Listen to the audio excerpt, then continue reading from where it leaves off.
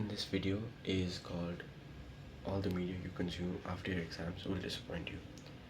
This has been true um, for me over two board exams.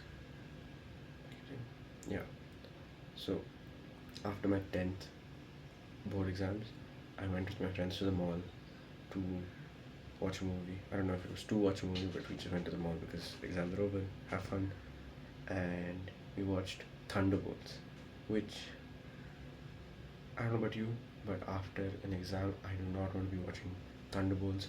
It was really boring, and yeah, that was quite terrible. And I don't know. I mean, I was with a group of like 17 guys, so the movie being about mental health is not gonna work out. I myself am all for mental health and taking care of yourself and all that stuff. So maybe if I watched it again, I would like it. But in the cinemas, going for a Marvel movie, I don't think that's the best direction for whatever. Yeah, and these exams, uh, during and after, I was watching How I Met Your Mother, The Boys, Invincible, and Daredevil Born Again. Uh, Not all of these things disappointed me. I quite liked Daredevil, especially. Um, Invincible was Invincible was okay. The animation really peaked that one. The war in the war episode of the fights and stuff. That was really cool. Seeing dragon stuff. But I did binge the comics. Like I finished all the comics in 5 days, and so I knew what was gonna happen. Um, yeah, I do wish Robert Kirkman would spend less money on getting these big voice actors that you don't even see. You don't even see the celebrity. You just hear the voice. You do see the animation though, and the animation is cheeks. So I wish that was better. But yeah, that's for Invincible. Now for the boys. Honestly, I want to talk about the boys first. I uh, really like the boys as a piece of media.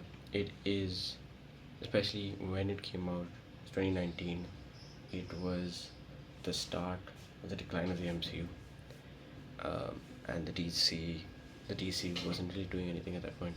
So having a realistic superhero show, especially for kids, what maybe if you were 14 then, I know 14-year-olds should be watching The Boys, but if you were 14 then and you saw The Boys, you'd say, oh shit, this is so cool, because the MCU always has that gap of the PG-13 rating, which, yeah, and then you see like like blood and just visceral gore, and it's very fascinating. Shock factor, that's what it has. A lot of I don't think it was great that I saw The Boys at such a young age, but I still really like it. And uh yeah, so first 1, 2, 3 seasons were great. 4, I noticed the dip, like everybody did, and 5 was very sad to watch. um I just wish they did something better. If we look at the finale, I think the finale wasn't that bad, at least compared to the season. And overall, I don't think it was a bad finale. But uh, if we work the season backwards from the finale, I think a lot of things would have been done better. First of all, we needed to see Homelander go kill people. He got V1. First of all, we spent so many episodes on finding V1, and we did nothing with it. All we know is that he's immortal, but we didn't see that. I don't know how we would see that, but we didn't see that. We didn't see his strength increase. He lost to Butcher. Um, he was losing to Butcher even when he had his powers. So that was terrible. I think we needed to see him kill people, and it'd be a whole thing, a global. You forget global. Maybe they didn't have the budget for global. At least the city was getting leveled. Homelander was killing thousands of people. Butcher was the last resort. The boys were the last resort. They were actually going to save everybody. But no, it was just he's trying to still his plan didn't change after he got V1. It was still, of course, he wants everybody's approval and stuff. But I don't know. I did his acting for when he lost his powers. That was really brilliant. I did like that. Um, then we knew from season 4, or we knew from the start, that Butcher was going to go too far, and that's what he was going to do. Although he was right, because Homelander will get replaced. He was right, but we knew he was going to go too far.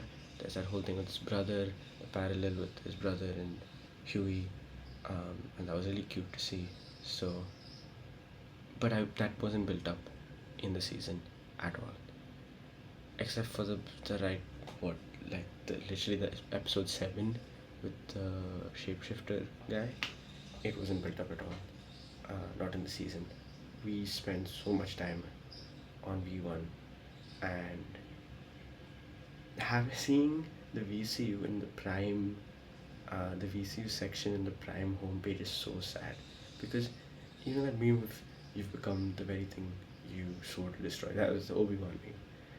That's literally what it is. Because I don't know if the boys wanted to be the MCU killer. It, but in my books, it was, because it's not a killer, not like by size, but by quality. But now all it's trying to do is push out shows and push out more shows, and keep making money. And season 5, if if what is it called, What Rising didn't exist, season 5 would be so much better. But then they won't make the money, so I guess, um, I don't know. But it's fine. It was a good show. I don't think I'll see What Rising unless it's like claimed to be very good. Yeah. Um, How I Met Your Mother. Now, we all watch YouTube Shorts, and I saw a lot of YouTube Shorts. I was watching a lot of YouTube Shorts, especially during exams, and seeing How I Met Your Mother episode, like clips from YouTube Shorts, and then I was like, why am I watching so many shorts? I should just watch the show. And I started the show, and I know my sister's seen the show, so I was like, okay, let me watch it. It was 9 seasons long, and I probably finished it in 1.5 months, which is not good, but I did, and I loved it. It was funny. It was easy to watch. I would choose it over like watching Daredevil when I'm eating like lunch, because it's easy to watch. I have to go back to studying. Daredevil's so heavy. You have to think about it. You have to, even the boys and everything. Now, I really want to get to the ending, and I want to see what happens, because I've heard that the ending is horrible. Um, so when I saw that ending, I was horrified, because it was a waste of a season. I think they could have kept the same ending.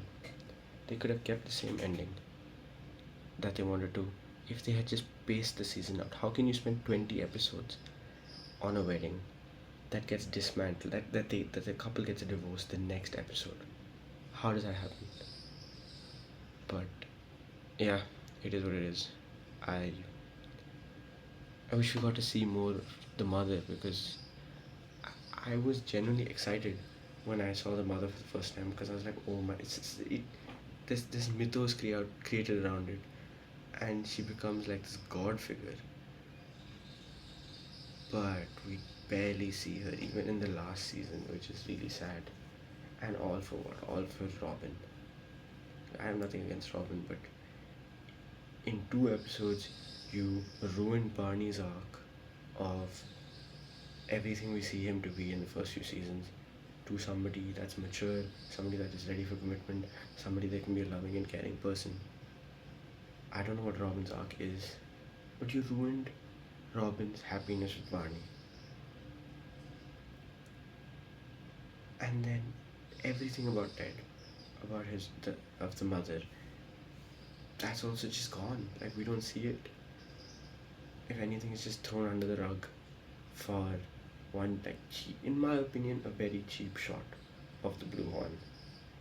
It's supposed to be, oh wow, this is like, still Robin's the one, but no, it doesn't hit. It's just sad to watch. Um, but yeah, that is How I Met Your Mother. Now, this leads me to my, like, Loki. The real reason I'm making this video is how the weight of expectations can hurt you. If I had no expectations for The Voice, if I had no expectations for How I Met Your Mother's finale, I wouldn't be upset of how it ended. And this is the same for, like, real life. When you place expectations on things, on events, on days, on people, when you put effort and what you want to happen doesn't happen, you get hurt because you're the one that put effort. I don't know how good of an analogy this is, but if I spend 2 months training training football and running, jumping, tactical work, whatever it is, for one tournament, I go in the tournament with my team and we play ass. I'm going to be sad because I put effort and I had hopes. If I put no effort and if I had no hopes, I wouldn't be as sad. So, the more effort you put in, the greater your expectations, the more likely you are to get hurt. And the solution, although seemingly effective, shouldn't be apathy. Apathy is the opposite of empathy, I think. I would just think of it as not caring. And not caring because you're like easygoing or you are chill. It is like an intentional choice to not care because you're like closed off from something. So, becoming apathetic can really feel like a solution for when you are hurt by your expectations not being met, because now you have convinced yourself you don't care, or you're tired and you're done with this. Those could be true, but I don't think apathy is the greatest solution just because it's not sustainable and it hurts you. It hurts you also. So, yeah. I do think one solution to think about is to create realistic and proportional expectations. If it is, I could, holy shit, there's a lizard over there. I didn't even know. Yo, okay. I could, I could train for 2 months as, hard as possible. Has he been there? I could train for 2 months as hard as possible, but it doesn't matter if my teammates aren't training as hard, or it doesn't matter if I'm not sleeping well, or so if I only factored in, oh, I'm putting in so much effort, but not all these other factors. I'm creating expectations based on one factor and not looking at it wholly, wholly, yeah. So that is why you should create expectations that are realistic and proportional to other things other than the effort you put in. Yeah, good talk.